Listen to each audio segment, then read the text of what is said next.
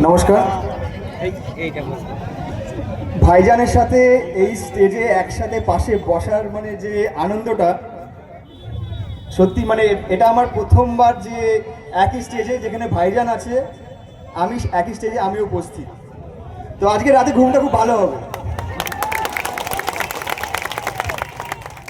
স্টেজে উপস্থিত আরও আমাদের সকল সম্মানীয় নেতৃত্ব, আপনারা ভালো করে দেখুন, যারা স্টেজে আছে তাদের মধ্যে বেশিরভাগ মানুষ হয়তো জেল খেটে এসছে অথবা তার আগাম যাবে নেক্সট, তাদের এখনো ফিতে কাটা হয়নি। কিন্তু একটা কথা মাথায় রাখবেন, কেন তারা জেলে গেছে, কেউ 3 মাস খেটেছে জেল, কেউ 2 মাস, কেউ 1 সপ্তাহ, যতই যাই হোক সেই সময়টা কিন্তু মূল্যবান। কেউ চাষ করে খায়, কেউ কোথাও না কোথাও খেটে খায়, তাদের সময় ব্যয় হয়েছে কাদের জন্য?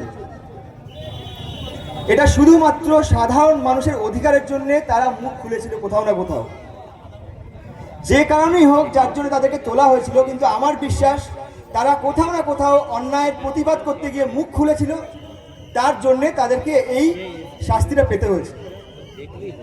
তো আমার একটা অনুরোধ, আমার বক্তব্য ছোট থাকলো, আমার একটা অনুরোধ যে যখনই আমরা ভোটের বুথে যাব তখন একটা দৃশ্য একটু আমরা মাথায় রাখবো।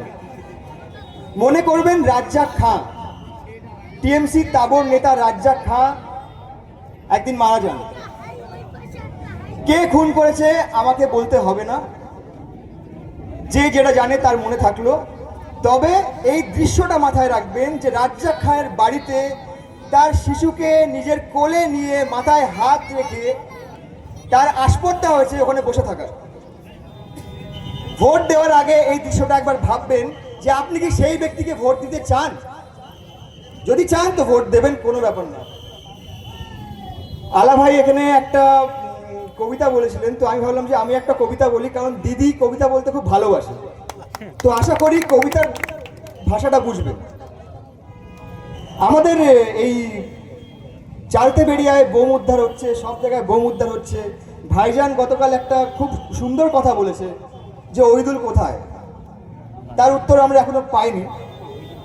তবে আমি জানতে চাই কি দিদি কি জানে যে আমাদের এই ভাঙড়ে এই বোম বাঁধা এখনো চলছে? দিদি তো জানা উচিত। তো এটা নিয়ে ছোট্ট দুটো মানে প্যারাগ্রাফ লিখেছি, একটু শুনবেন। এতগুলো বোম উদ্ধার হলো, তাও দিদি চুপ কেন? দিদি কি জানে না মোল্লার আসল রূপ? জানবে কি করে? নিচের নেতাগুলো তো সব ভয়তে চুপ।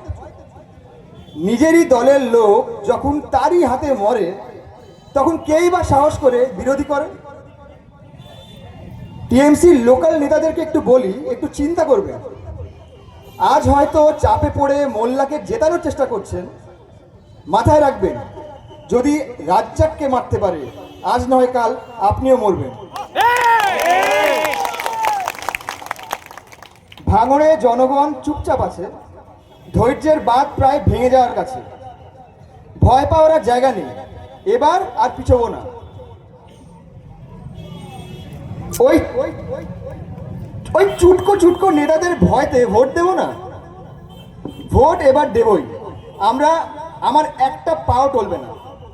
আপনার ভোট আমরা দিয়ে দিয়েছি, আপনি চলে যান, এই গল্প আর চলবে না। ধন্যবাদ। অশেষ ধন্যবাদ। সুন্দর একটা কবিতার মধ্যে দিয়ে বর্তমান রাজ্য এবং ভাঙড়ের পরিস্থিতি